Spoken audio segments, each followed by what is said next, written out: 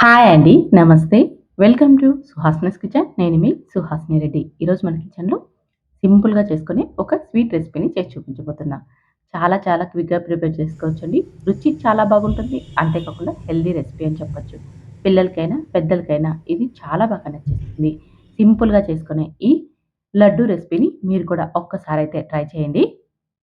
ఇందుకోసం ముందుగా ఇక్కడ నేనైతే హాఫ్ కిలో క్యారెట్‌ని తీసుకుంటున్నానండి. క్యారెట్‌ని శుభ్రంగా కడిగేసేసి ఇలా చివర్లను కట్ చేసేసుకోవాలి. కట్ చేసుకున్న తర్వాత పైన ఉన్న తొక్కును మొత్తం కూడా ఇలా పీల్ చేసేసుకొని, తర్వాత ఇదంతా కూడా తురుముకోవాలి.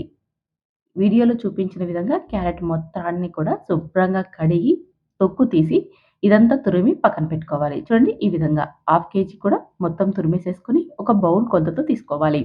ఏదైనా ఒక బౌల్ పెద్ద బౌల్ తీసుకొని, ఒక బౌల్‌కైనా వేసేసుకోండి. లేదా 2 కప్పులు వచ్చే విధంగా కొలత తీసుకోండి. ఇక్కడ నేనైతే ఈ బౌల్‌తో 2 కప్పుల క్యారెట్ తురుము తీసుకుంటున్నాను.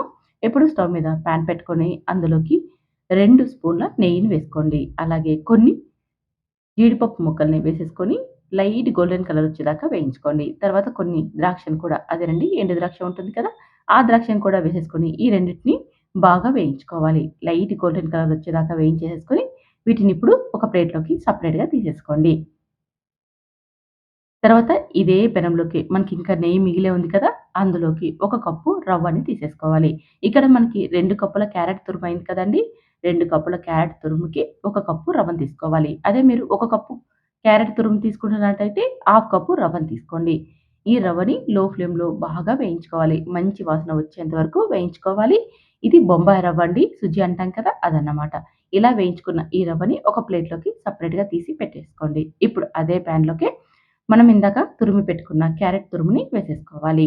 ఈ క్యారెట్ తురుముని ఒక 5 నిమిషాల పాటు మనం నెయ్యి వేయకోకుండా ఉత్తిని వేయించుకోవాలి. అలా వేయించుకోవడం వల్ల తడి అనేది ఉంటుంది కదా! అదంతా కూడా మనకి బాగా పోతుంది. అందుకని లో ఫ్లేమ్‌లో ఒక 5 నిమిషాల పాటు బాగా వేయించుకున్న తర్వాత ఇందులోకి ఒక స్పూన్ నెయ్యిని వేసుకొని ఇదంతా కూడా మూత పెట్టుకోకుండా దాదాపు 10-15 నిమిషాలు టైం పడుతుందండి మనకి క్యారెట్ ఫ్రై అవ్వడానికి.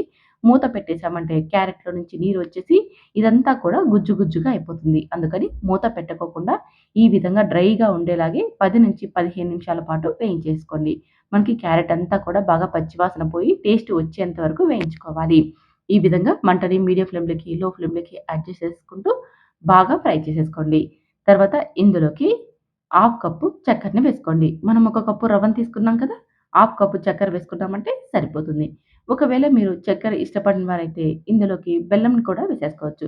ఇదే ప్లేస్‌లో హాఫ్ కప్ బెల్లం తురుమును కూడా వేసేసుకొని, ఇదే విధంగా మంటని లో ఫ్లేమ్‌లో ఉండనిచ్చేసి, బెల్లాన్ని కానీ, చక్కెరని కానీ ఈ విధంగా కరిగి లైట్ తీగ పాకం వచ్చేంత వరకు ఉడికించుకోవాలి. చూస్తున్నారుగా మనకి ఇక్కడంతా చక్కెర బాగా కరిగిపోయింది కదా! కరిగిపోయి మనకి లైట్‌గా తీగ పాకం రావాలి. మనం వేళ్ళతో ఇలా అన్నామంటే లైట్‌గా జిగురు అంటుకోవాలి. చూడండి ఇలా. మనం 2 వేలను ఇలా అన్నప్పుడు లైట్‌గా జిగురు రావాలి. అప్పుడు మనకి లేత తీగ పాకం వచ్చినట్టు. ఈ విధంగా వచ్చిందంటే ఈ స్వీట్ అనేది మనకి త్వరగా పాడవ్వదు. దాదాపు మనకి 10 రోజుల పాటు నిల్వ ఉంటుందండి. ఇప్పుడు ఈ క్యారెట్ మిశ్రమాన్ని స్టవ్ మీద నుంచి దించి పూర్తిగా చల్లారనివ్వాలి. చల్లారిన తర్వాత ఇందులోకి వేయించి పెట్టుకున్నాం కదా! రవ్వని, అలాగే ద్రాక్ష గోడంబిని కూడా ఏసేసుకొని ఇదంతా కూడా బాగా కలిసేలాగా కలుపుకోవాలి. ఈ విధంగా బాగా కలిపేసేసుకొని, ఇప్పుడు మనకి నచ్చిన సైజులో ఉండల్ని ప్రిపేర్ చేసేసుకోవాలి. ఇక్కడ కాస్త ఉండల్ని చేసుకోవడానికి కాస్త కష్టమైపోతుంది. ఎందుకంటే, ఇందులో తడి చాలా తక్కువగా ఉంటుంది కదండీ! మనం ప్రిపేర్ చేసుకున్నప్పుడు క్యారెట్‌లోకి కొద్దిగా చక్కెరని వేసాం కాబట్టి, ఆ తడి మాత్రమే ఉంటుంది.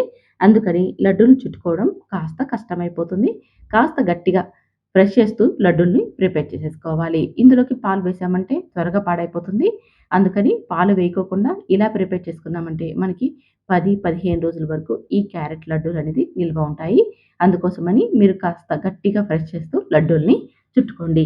ఈ విధంగా అన్ని లడ్డూల్ని కూడా మనకి నచ్చిన సైజులో ప్రిపేర్ చేసేసి పెట్టుకోవడమే. ఒక గంట పాటు బయట పెట్టేసేసుకొని తర్వాత మనం ఏదైనా బాక్స్‌లో స్టోర్ చేసుకున్నామంటే ఇవి మనకి 10-15 రోజుల పాటు నిల్వ ఉంటాయి. ఫ్రిడ్జ్‌లో పెట్టుకున్నా సరే. అలాగే ఫ్రిడ్జ్‌లో పెట్టుకున్నామంటే మనకివి దాదాపు నెల రోజుల పాటు నిల్వ ఉంటాయండి. చూసారుగా సింపుల్‌గా, టేస్టీగా తయారు చేసుకునే క్యారెట్ లడ్డూలు రెడీ అయిపోయాయి. చాలా అంటే చాలా రుచిగా ఉంటాయండి. పిల్లలకి క్యారెట్ తినమంటే అస్సలు తినరు కదా! ఇప్పుడు చాలా మందికి విటమిన్ ఏ లోపం ఉంది. అందుకని పిల్లల కోసం ఇలా లడ్డూలు చేసి ఇచ్చారంటే వారు ఇష్టంగా తినేస్తారు. మరి మీరు ఒకసారి అయితే ట్రై చేసి నచ్చితే లైక్ చేయండి. మా ఛానెల్‌ని సబ్స్క్రైబ్ చేసుకోండి.